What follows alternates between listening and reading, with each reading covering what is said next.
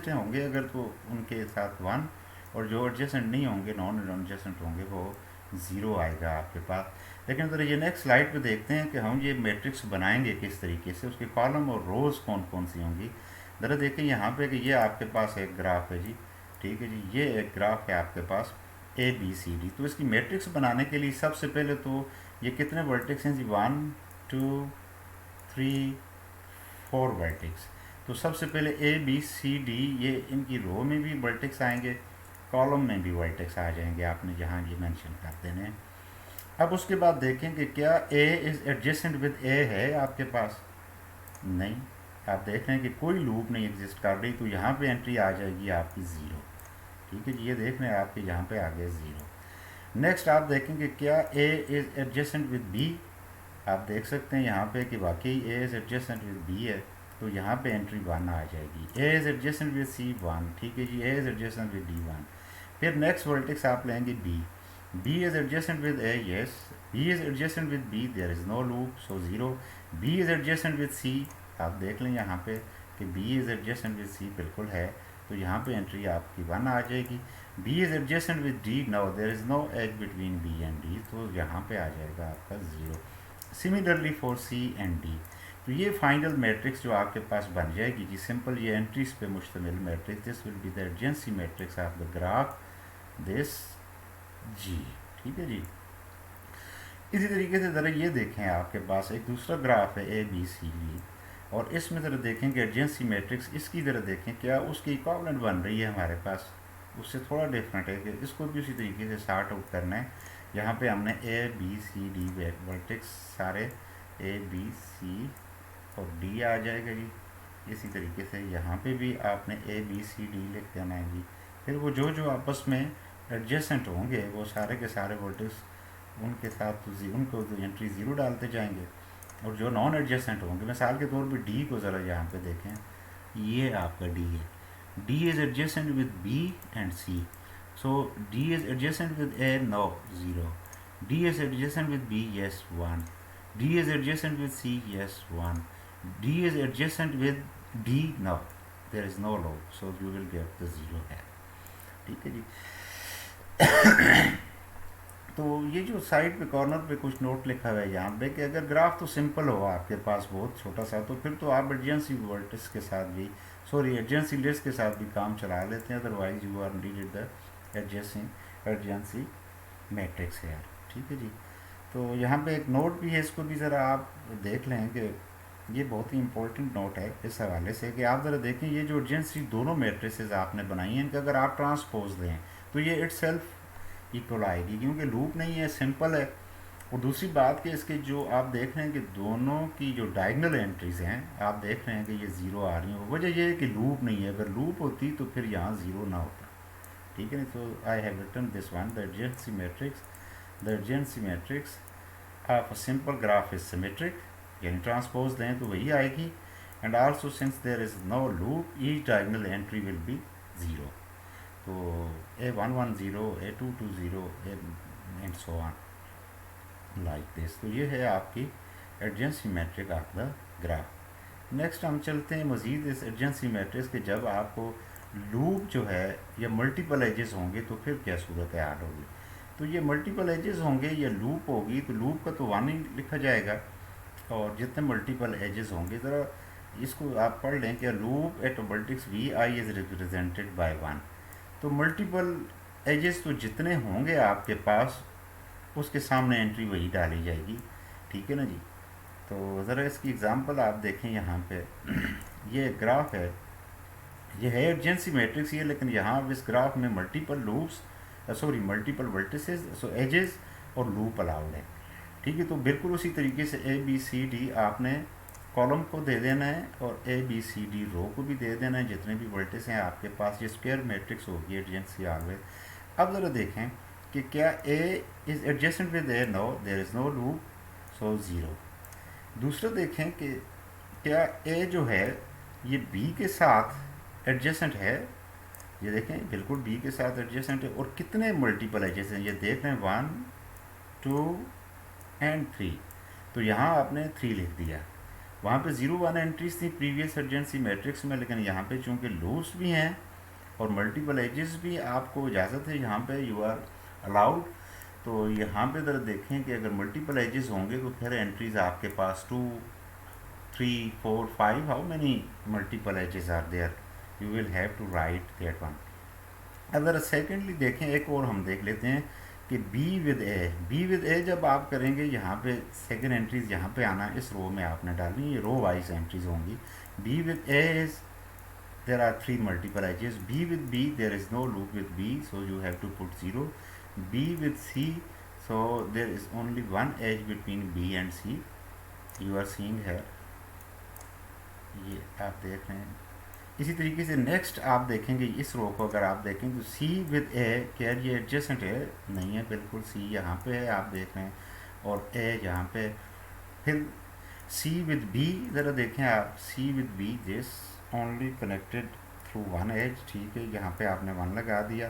फिर C with C जो है, फिर एक लूप मौजूद है C के ऊपर, तो ये 1 आपने लिख दिया, ये 1 आ गया आपके पास। इसी तरीके से C विद D जो है कनेक्टेड एडजेसेंट है, तो C विद D ज़रा देखें कि 2 एजेस हैं यहाँ पे कनेक्टेड है, तो आपने 2 लिख दिया, ठीक है जी। एंड सो अब ज़रा देखें इस होल मैट्रिक्स को कि ये आपकी जो डायगोनल एंट्रीज़ हैं ये अब 0 नहीं है, जहाँ पे लूप था वहाँ 1 आ गया। और फिर सेकेंडली देख रहे हैं प्रीवियस अगर मैट्रिक्स में देखें तो 0 1 की एंट्रीज थी सारी की सारी। अब ज़रा देखें आप कि ये आप ये रो वाइज एंट्रीज कर रहे हैं आप कि A with A nothing, A adjacent to B, how many edges are there? 3। A with C, how many edges are there? None. A with D, how many edges are there? 2। फिर B with A, B with B, B with C, B with D and so on like this you will sketch the adjacency matrix. और previous में भी हमने यही किया है कि ए को पहले आपने रो वाइज इसको फिलअप किया है, ठीक है जी, और इसके बाद उसी तरीके से कि A with B, A with C, A with D, यहाँ पे एंट्रीज डालते रहेंगे, ठीक है जी। नेक्स्ट हम एडजेंसी मैट्रिक्स के हवाले से ही चलते हैं ज़रा कि डायरेक्टेड अगर ग्राफ है तो आप किस तरीके से एडजेंसी मैट्रिक्स स्केच करेंगे। Representation of the directed graph through the, ये भी वही होगा कि अगर इसकी डेफिनेशन पे उस मैट्रिक्स जो हम कंस्ट्रक्ट करेंगे उसकी डेफिनेशंस पे आ जाएं आप, यहाँ पे जो मैथमेटिकली डिफाइन किया हुआ है, ठीक है जी। और दूसरी बात यह है कि जो मैट्रिक्स हम स्केच करेंगे ये बात याद रखनी है, the matrix for the directed graph has a value 1 in its ijth position if there is an edge from v1 to vj, यानी vi टू vj, जिसका vi इनिशियल पॉइंट होगा, टू vj वो हम काउंट करेंगे। तो ये देख रहे हैं कि वो 1 आ जाएगा अगर सिंगल वो एडजेसेंट होगा, अदरवाइज ये 0 आएगा। अब दूसरी बात आपने देखा कि प्रीवियस अगर हम इस मैट्रिक्स पे चले जाएं, इस मैट्रिक्स पे, तो ये आप देख रहे थे कि ये अनडायरेक्टेड ग्राफ की जो थी वो आपके पास ना लूप थी इस सिंपल में, और ये सिमेट्रिक आपके पास मैट्रिक्स बन रही थी। यहाँ पे आप देखेंगे कि ये डायरेक्टेड जो है आपके पास, the adjacency matrix of directed graph does not to be symmetric because there may not be an edge from vi to vj when there is an edge from j, ठीक है। ये डायरेक्टेड ग्राफ में तो चूँकि undirected में तो vi vj से connected है तो आप उसको डबल काउंट करते हैं एज को, ठीक है ना जी, लेकिन यहाँ डबल काउंट तो नहीं होता है एरोज़ के साथ, vi टू vj तो एक ही एरो है, ठीक है जी। तो ज़रा हम देखते हैं कि किस तरीके से ये मैट्रिक्स हम डायरेक्टेड जो थी वो प्रीवियस में एक जगह पे हमने बनाई भी है, अगर नहीं बनाई तो आप खुद बना लेंगे, जिसका v1 जो है वो इनिशियल हो और v2 जो है वो आपका टर्मिनल वर्टेक्स होगा, तो वहाँ पे 1 आएगी, अदरवाइज ये 0 आएगी, ठीक है ना जी। तो ये खुद से आपने बनाना है, एक किस्म की असाइनमेंट समझ के, ठीक है ना जी, इसको असाइनमेंट के तौर पे आपने लेना है।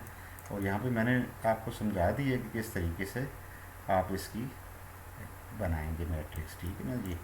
और आप इस तरह कर रहे हैं कि 3 वर्टिसेस ले लें ग्राफ के, ठीक है जी, और 3 ही एजेस ले लें, चलें 3 एजेस लेके और उसको स्केच करना है आपने। नेक्स्ट इंसिडेंट्स मैट्रिक्स, वो इंसिडेंट्स मैट्रिक्स इंसिडेंट्स एजेस के हवाले से हम पढ़ चुके हैं कि आप एजेस का किरदार होगा। डेफिनेशन ज़रा देख लें कि अगर जी हमारे पास एक ग्राफ है साइज दैट कि उसके नंबर ऑफ वर्टिसेस जो हैं वो v1 अप टू vn है और नंबर ऑफ एजेस जो हैं e1 अप टू vm है। Then the incidence matrix with respect to the ordering of vn e is n cross m। ठीक है ना जी। तो n क्रॉस m होगी आपके पास, बाजू का वर्टेक्स नहीं एज नहीं एग्जिस्ट करेगा तो ठीक है ना जी, उनके दरमियान तो वो एक एज कम भी हो सकता है। सो एम आई जे की जो एंट्रीज होंगी वो किस तरह होंगी जी। अब वन होगा अगर when E J is incident with V I, अगर उसके साथ इंसिडेंट एज है वो, तो वहाँ पे हम वन रखेंगे, अदरवाइज वो ज़ीरो हो जाएगा। ठीक है जी। यहाँ पे एक नोट है जो मैंने इंसर्ट किया हुआ है, फुट नोट, ज़रा देखें। The sum of the degrees of art the voltage in the simple graph is equal to the twice of the, ये वो हैंड शेकिंग थ्योरम लाइक चीज़ है। यहाँ पे हम डायग्राम देख रहे हैं, दो ग्राफ्स हैं हमारे पास। एक ग्राफ ये है, इसकी हम अब इंसिडेंस मैट्रिक्स कंस्ट्रक्ट करेंगे। इंसिडेंस मैट्रिक्स के लिए बात याद रखनी है कि कॉलम आप रखते हैं ये एजेस के साथ। अगर आप देखें तो इस ग्राफ में कितने एजेस बनते हैं जी, E1 और E2, E3, E4, E5, E6। ठीक है जी। और वर्टिसेस कितने बनते हैं, V1, V2, V3, इसको हम रोज़ में रख देते हैं, V1, V2, V3, V4, V5। अब ज़रा देखें कि क्या E1 एज जो है, E1 as incident to V1 है, V1 के साथ। ये देखें, ये V1 आपका वर्टेक्स है, तो ये इंसिडेंट एज है बिल्कुल। तो यहाँ पे एंट्री आपने 1 लगा दी। फिर देखें V1 के साथ E2 क्या इंसिडेंट है, बिल्कुल इंसिडेंट है, ये देख रहे हैं आप, ये इंसिडेंट एज बन रहा है, तो यहाँ भी आपने 1 लगा दिया। तीसरा आप जाके देखें क्या E3 जो है ये V1 के साथ इंसिडेंट है, तो V1 वर्टेक्स आपका ये है, और E3 तो V2 और V3 V4 के साथ इंसिडेंट बन रहा है, V2 और V4 के साथ, तो यहाँ तो ना हुआ, लिहाजा इस जगह पे हमने ज़ीरो यहाँ पे एंट्री डाल दी। नेक्स्ट देखें जी कि E4 के V1 के साथ इंसिडेंट्स है, तो आप देख रहे हैं कि V4 तो बेसिकली V2 टू V5 है, यानी तो नहीं है, तो ये सारे ज़ीरोज़ आ जाएंगे। नेक्स्ट वर्टेक्स आप उठाएं V2 के साथ, या ये एज वाइज भी आप देख सकते हैं कि E1 जो है V1 के साथ एडजेसेंट है, नहीं E2 V1 के साथ सॉरी है adjacent, yes 1 E3 edge incidents है, इंसिडेंट सॉरी ये एडजेसेंट इंसिडेंट्स है V1 का, यस E4 इंसिडेंट्स है with V1, yes no V, इसी तरीके से ये देखा आपने। अब अगर नेक्स्ट पे आ जाएंगे क्या E1 is incident to V2 है, हाँ जी, E1 जो है आपका नहीं, बल्कि E1 तो V1 टू V4 के साथ इंसिडेंस था। इसी तरीके से E2 इंसिडेंस है V2 के साथ, नहीं, ज़ीरो आ जाएगा आपके पास। इसी तरीके से E2 V3 के साथ, V4 के साथ, तो यहाँ भी इस तरफ से भी आप आके इसको चेक कर सकते हैं, लेकिन ये ज़रा इजी है कि आप प्रीवियस भी कर सकते हैं वो अगर इंसिडेंस है या नहीं। नेक्स्ट जो आपका ग्राफ है, यहाँ पे आप देख रहे हैं कि इसमें अब लूप्स हैं, इसमें लूप्स हैं आप देख रहे हैं आप, और यहाँ पे कितने एजेस बनते हैं, 7 एजेस बनते हैं, 8 एजेस बनते हैं, बल्कि ये 8 एजेस हमने कॉलम वाइज लिख दिए, और वर्टिसेस कितने हैं आपके पास 5, वो हमने रो वाइज लिख दिए। तो E1 क्या इंसिडेंट है V1 के साथ, बिल्कुल है, ये देख रहे हैं लूप बन रही है, तो यहाँ पे आपने 1 पुट कर दिया। क्या E2 इंसिडेंट्स है विद V1 के साथ, यस बिल्कुल, आप देख रहे हैं कि it is incident to E2 is incident with V1, तो यहाँ भी आपने 1 रख दिया। क्या E3 इंसिडेंट्स है, यस, ये आप देख रहे हैं, तो यहाँ भी आपने 1 लगा दिया। अब इसके अलावा ये सारे के सारे E4 से लेकर E8 तक कोई भी इंसिडेंट विद V1 नहीं है। इसी तरीके से V2 को आप चेक करें ज़रा कि V2 इट सेल्फ इंसिडेंस है, E1 इंसिडेंस है V2 का, अगर देखें नहीं है बिल्कुल। इसी तरीके से E2 इंसिडेंट विद V2 है, ज़रा E2 देखें जी आप कहाँ पे है विद V2, यस ये देख रहे हैं आप, बिल्कुल, तो यहाँ पे आपने 1 लगा दिया। तो इसी तरीके से बाकी भी सारी की सारी आपने इसी तरीके से मैट्रिक्स फिलअप करनी है, ठीक है ना जी।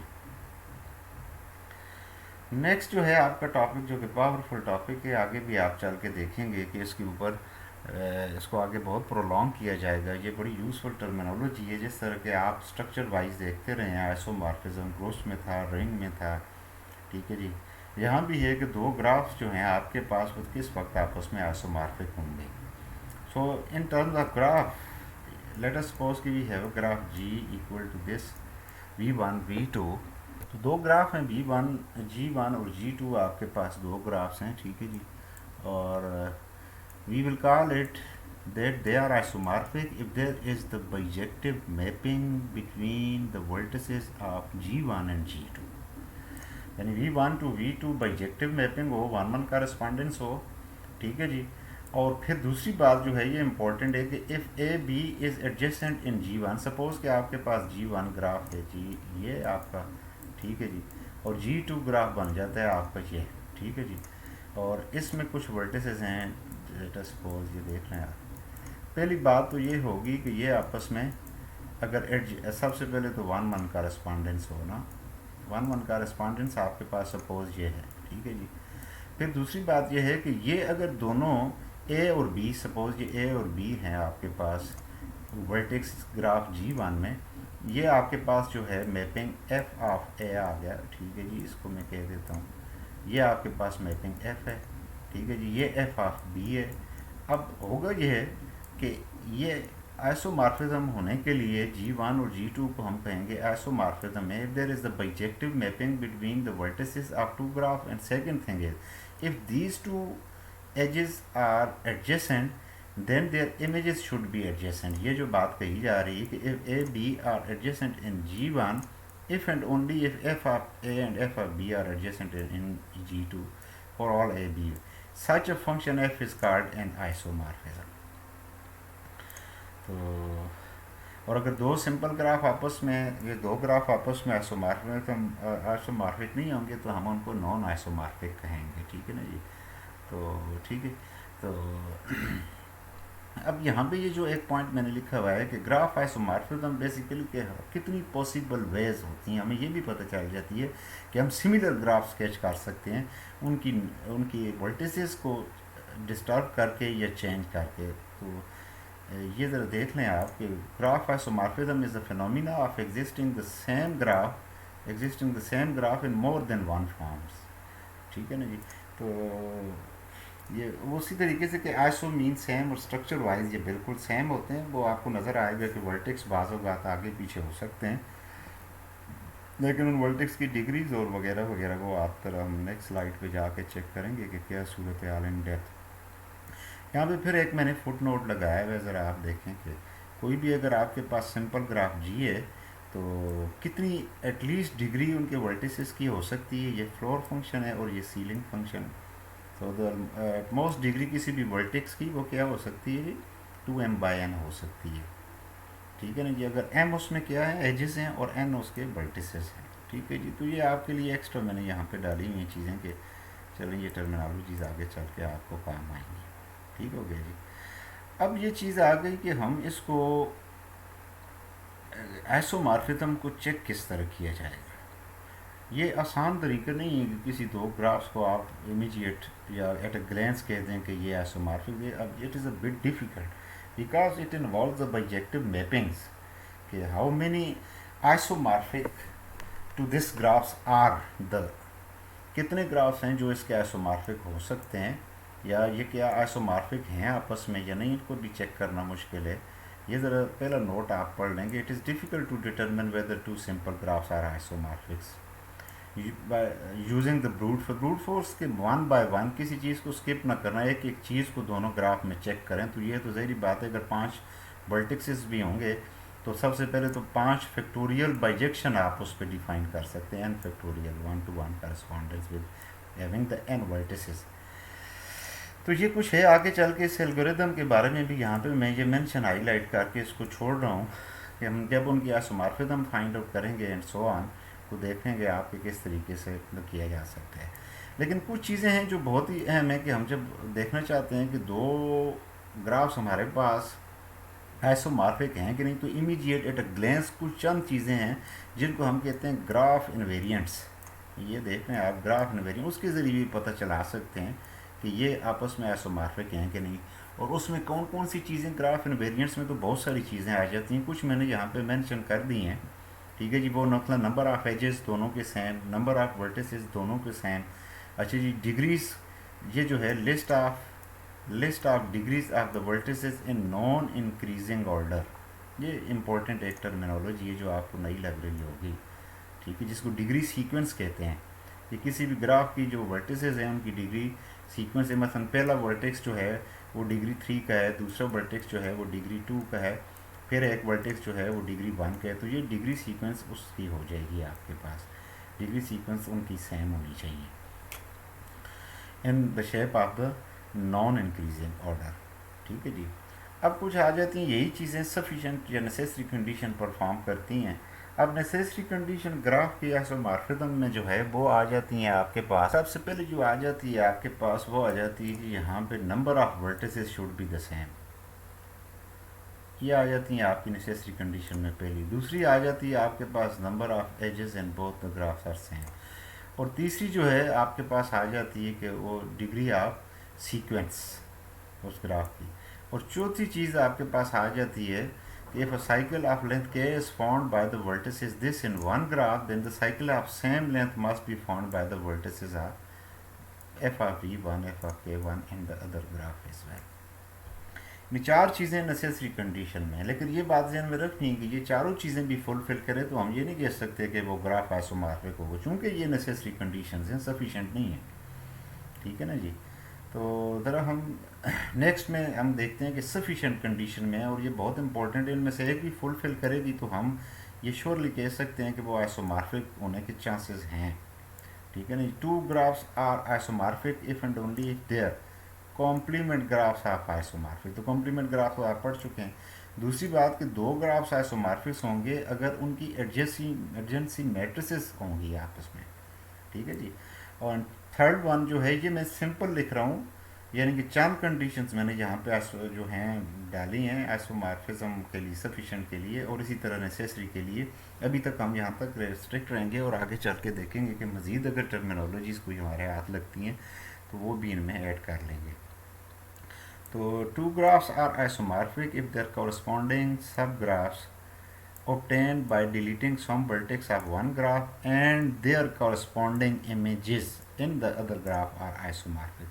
यानी हम अगर v1 एक में से डिलीट किया है वर्टेक्स v1 g1 में, इस ग्राफ g1 में, और अगर इसके करस्पॉन्डिंग जो था इसकी इमेज जो आ रही थी आपके पास f ऑफ v1, सपोज ये आ रही थी हमारे पास ग्राफ g2 में, ठीक है जी। तो इन इसको अगर हम डिलीट करेंगे यहाँ से तो ये एक सब ग्राफ तो आएंगे, ज़ाहिर बात है, इसका एक सब ग्राफ रिमेनिंग वर्टेक्स तो उसके पास हैं, वो फिर हम इस हवाले से देखेंगे कि क्या वो आपस में सेम है, आइसोमॉर्फिक हैं, तो हम कह देंगे कि वो पेरेंट ग्राफ भी आइसोमॉर्फिक हैं, ठीक है ना जी। नेक्स्ट हम देखते हैं, ज़रा एक एग्जांपल सॉल्व करते हैं कि how to prove this. We will take the simple example first और then we will solve the hard problems as well. ज़रा यहाँ पे देखेंगे आपके पास एक ग्राफ जी है, जी ग्राफ के वर्टिसेस के हैं u1, u2, u3 and u4। इसी तरीके से एक दूसरा ग्राफ है। अब सबसे पहले तो हमने एक मैप डिफ़ाइन करनी है जो कि बाइजेक्टिव हो, ठीक है ना जी। और मैपिंग डिफ़ाइन करते वक्त हमने इस चीज़ का ख्याल रखना है कि ऐसा ना हो कि वहाँ से एक वर्टेक्स दिया उसकी डिग्री तो 2 थी, यहाँ पे इमेज में आपने डाल दिया ऐसा वर्टेक्स जो कि उसकी इसकी डिग्री 3 है, तो ये गड़बड़ हो जाएगी, वो फिर बाइजेक्शन तो हो जाएगी लेकिन वो आइसोमॉर्फिज्म नहीं बनेगी आपके पास। तो सूटेबली हम यहाँ से उठा रहे हैं एफ ऑफ u1 आपने v1 लिया, एफ ऑफ u2 जो है हम यहाँ पे v4 ले लेते हैं, एफ ऑफ u3 जो है वो u3 लेते हैं और F of u4 is v2 ले लेते हैं। तो फिर हम ज़रा देखते हैं इनके एडजेसेंट के ऊपर कि यहाँ पे जो u1 है, u1 के एडजेसेंट कौन कौन से हैं, u3, u2। अब u1 की अपनी डिग्री कितनी है, आप देख रहे हैं इस वर्टेक्स की डिग्री 2 है, लेकिन उससे भी पहले 4 वर्टेक्स इसके हैं, 4 वर्टेक्स इसके हैं, हर वर्टेक्स की डिग्री यहाँ पे 2 है, हर वर्टेक्स की डिग्री यहाँ पे 2 है। तो फिर हम फ्री हैं इसमें से, इमेज सेट में से कोई भी आप ले सकते हैं, लेकिन उसमें ज़रा ये देखें कि u1 and u2, u1 and u3, u2 and u4 जो है ये ग्राफ g1 में एडजेसेंट जितने भी हैं वो मैंने यहाँ पे लिख दिए हैं। u1 is adjacent to u2, ठीक है जी, u1 is adjacent to u3, ताकि आगे चेक किया जाए कि ये जो हमने मैपिंग ली है, ठीक है, वर्टेक्स सेम थे, एजेस 4 थे दोनों के पास, वर्टेक्स 4 थे दोनों के पास। उसके बाद हमने मैपिंग एफ डिफाइन कर दी। मैपिंग एफ डिफाइन करने के बाद अब हम ये देख रहे हैं कि u1 अगर एडजेसेंट था u2 के साथ, तो क्या f ऑफ u1 भी एडजेसेंट है f ऑफ u2 के साथ? This is most important. u1 is adjacent with u2, f of u1 क्या है जी आपके पास v1, f ऑफ u2 क्या है जी आपके पास v4, और v1 और v4 देख रहे हैं आपके पास ये एडजेसेंट है। इसी तरीके से v2 और v2 क्या है आपके पास बेसिकली f ऑफ u4 है। तो ये मैंने पेयरिंग कर दी है, each of the pair f of u1 f of u2 देखा आपने, ये अगर आपस में एडजेसेंट है तो ये आपस में एडजेसेंट है। u1 एंड u3 है आपके पास, तो f of u1 and f of u3 adjacent है, ग्राफ में आप देख सकते हैं ये एडजेसेंट है आपके पास, आप देख सकते हैं उस ग्राफ में, एच ग्राफ में। तो कहने का मतलब ये हुआ कि ये पहली जो बेसिक डेफिनेशन थी आइसोमॉर्फिज्म की, कि क्या होना चाहिए कि दोनों के पास number of number of vertices same, number of edges same, हर वर्टेक्स की डिग्री अगर एक के पास 2 डिग्री का है दूसरे के पास के भी इतने ही नंबर ऑफ बन रहे हैं, उनको अभी हमें नहीं छेड़ रहे, हम सिंपल फिर उसके बाद एडजेंसी देख रहे हैं। एडजेंसी ठीक है, ये आपस में एडजेसेंट है, तो यहाँ तक तो याद ये चीज़ क्लियर हो गई कि अगर सिमिलर डिग्रीज हैं दोनों ग्राफ्स की, तो सिंपल उनको देखें एडजेंसी में। लेकिन ऐसा हर सूरत नहीं हो सकता है कि वो एडजेसेंट हों, लेकिन ये इस एग्जांपल को देखें आप, determine whether these two graphs are isomorphic. तो यहाँ पे तरह आप देखें कि दोनों के पास वर्टिसेस कितने जी, 1 2 3 4 5 6 7 8 वर्टिसेस। एजेस कितने बनते हैं जी, गिने ज़रा इसके, 1 2 3 4 5 6 7 8 9 10, 8 वर्टिसेस हैं, 10 एजेस हैं। आगे चलें जी, यहाँ पे देखें कितने, 4 वर्टेक्स ये बन गए, 4 वर्टेक्स 10 वर्टिसेस बन गए, 8 वर्टिसेस बन गए, 10 एजेस बन गए दोनों के पास। ये तो बात ठीक हो गई आपने। अब ज़रा ये देखें कि एडजेंसी के हवाले से अब ज़रा हम देखते हैं यहाँ पे। अब आपके पास डिग्री ऑफ ए क्या है जी, डिग्री ऑफ ए है आपके पास 2। ये किस किस के साथ कनेक्ट किया जा सकता है जिसकी डिग्री 2 है, या तो एफ के साथ, टी के साथ, यू के साथ, एक्स के साथ, या वाई के साथ हम एफ इमेज सेट में लिख सकते हैं। लेकिन अब ज़रा ये देखें कि सपोज़ मैं ये ले लेता हूँ कि इसकी जो इमेज है वो टी है, टी के साथ कनेक्टेड है। अब टी का एडजेसेंट वर्टेक्स जो है इसकी कितनी डिग्री है, ज़रा देख रहे हैं आप, 1 2 3 डिग्री है, 3 एजेस के साथ ये कनेक्टेड है। हाँ जी, तो ज़रा ये देखें कि क्या इसके साथ जो एडजेसेंट है वो भी सारे 3 डिग्री के हैं। ये देख रहे हैं आप, ये हो गया एडजेसेंट, ये हो गया एडजेसेंट, ये भी 3 डिग्री के आपके पास आ गए हैं, ठीक है जी। लेकिन इसकी जो है इमेज सेट आपके पास जो है वो ये भी हो सकती है, ये देख रहे हैं आप, ठीक है ना जी, ठीक है जी, यहाँ पे देख रहे हैं। तो इसके साथ जितने भी एडजेसेंट एजेस बन रहे हैं आपके पास वो सारे कितने डिग्री के हैं, 3 डिग्री के हैं। इसके साथ एडजेसेंट, ठीक है जी, बन रहे हैं जो टी के साथ, ठीक है जी, ये एडजेसेंट है 3 डिग्री का है। लेकिन ये एडजेसेंट है, ये तो 3 डिग्री का नहीं है, ज़रा आप देखें इसकी तो डिग्री 2 बनेगी, ठीक है ना जी। अगर आपने ये हमने ले लिया कि F of A equal to T, तो फिर क्या सूरत हाल बनी, इसके एडजेसेंट की तो सब की कितनी बन रही है, 3 डिग्री बन रही है। लेकिन इसके एडजेसेंट जो है, एक ये है, ठीक है, इसकी तो 3 डिग्री बन गई। लेकिन इसके साथ एडजेसेंट ये है, इसकी तो 2 डिग्री, तो कोई एक भी ऐसा डिस्क्वालीफाई कर जाएगा तो फिर वो आइसोमॉर्फिक नहीं होगा। Hence it is not, the 2 graphs are not isomorphic to each other. या फिर आप इसको यूँ भी देख सकते हैं, लेट अस सपोज कि नेक्स्ट स्लाइड पे ज़रा देखें कि इन दोनों ग्राफ को किसी और तरीके से भी नॉन आइसोमॉर्फिक प्रूव किया जा सकता है, ठीक है ना जी। ज़रा इस ग्राफ की जो डिग्री 3 के जितने भी वर्टिसेस हैं वो आप अलहदा करें। एक ये वर्टेक्स है, एक ए वर्टेक्स आपका, ये डिग्री 3 का है, ये डिग्री 3 का है, ठीक है जी, ये डिग्री 3 का है, और ये डिग्री 3 का है। तो ये देख रहे हैं आप कि डी और एच आपस में कनेक्टेड हैं एक जगह पे, ये देखा आपने। इसी तरीके से एफ और बी आपस में कनेक्टेड हैं जो 3 डिग्री के हैं, ठीक है जी। ये तो खैर सॉरी, ये तो 3 डिग्री का नहीं है, ठीक है जी, ये 3 डिग्री का नहीं है, ठीक है जी। तो डी और एच और एफ और बी, जबकि 3 डिग्री के यहाँ सारे वर्टेक्स उठाएं, एक ये है डब्ल्यू, ये 3 डिग्री का है जी आपके पास, ये देखा आपने, और दूसरा 3 डिग्री का आपके पास ये बनता है जी। इसको आप आपस में इसको आप उठा के देखें यहाँ पे, तो यहाँ पे 3 डिग्रीज के एक ग्राफ में से जो आपने किया वो तो बना एस वी डब्ल्यू जी, यानी कि यहाँ से एस वी डब्ल्यू जी, ये देख रहे हैं आपके पास एक कनेक्टेड सब ग्राफ इसका आपके पास आ गया। लेकिन अगर उसमें से देखें पहले ग्राफ में से, तो वो डिसकनेक्टेड होंगे आपस में, there is no the edge, all the vertices are adjacent here, but here you see that these two are not adjacent, or it is not adjacent to this one and so on. So ये सब graphs के through भी हम prove कर सकते हैं कि ये आपस में आइसोमॉर्फिक नहीं है। ओके स्टूडेंट्स, इसके बाद भी हम देखेंगे मुख्तलिफ जो है आइसोमॉर्फिज्म के हवाले से मज़ीद इसको आगे बढ़ाएंगे नेक्स्ट लेक्चर में इंशाल्लाह। कुछ कोशिश करेंगे कि डायरेक्टेड ग्राफ के हवाले से भी डिस्कशन की जाए, या कुछ और पैरामीटर्स भी हैं जो नॉन आइसोमॉर्फिक प्रूव करने में हमें काम आएंगे। लेकिन ये बात याद रखनी है कि अगर दोनों के नंबर ऑफ वर्टिसेस इक्वल नहीं है, दोनों के नंबर ऑफ एजेस इक्वल नहीं है, तो वो तो आप एट ग्लेंस कह सकते हैं कि ये दोनों ग्राफ तो कभी हो ही नहीं सकते आपस में आइसोमॉर्फिक। लेकिन अगर दोनों के वर्टिसेस और एजेस सेम हैं, तो फिर अर्जेंसी आप देखें कि आप जो रेंज सेट में या इमेज में जो जो आइसोमॉर्फिज्म जिसको आप एफ जो डिफाइन कर रहे हैं, उसकी अर्जेंसी बराबर बन रही है हर एक के साथ। जिस तरह के आपने यहाँ देखा कि क्योंकि पॉसिबिलिटी तो थी, ए को टी के साथ भी किया जा सकता है मैप, ए को यू के साथ भी मैप किया जा सकता है, लेकिन फिर वही बात कि जो किसी एक वर्टेक्स के भी साथ आप करें और उसकी अर्जेंसी जो है ग्राफ G1 में एडजेसेंट वर्टिसेस की डिग्री सेम नहीं होगी दूसरे के साथ, तो वो फिर भी आपके पास आइसोमॉर्फिक नहीं होगा। तो ये हमने स्टार्ट लिया अभी, इसके ऊपर नेक्स्ट लेक्चर में हम इसको मज़ीद एक्सप्लोर करेंगे इंशाल्लाह। तो see you in the next lecture. Thank you very much.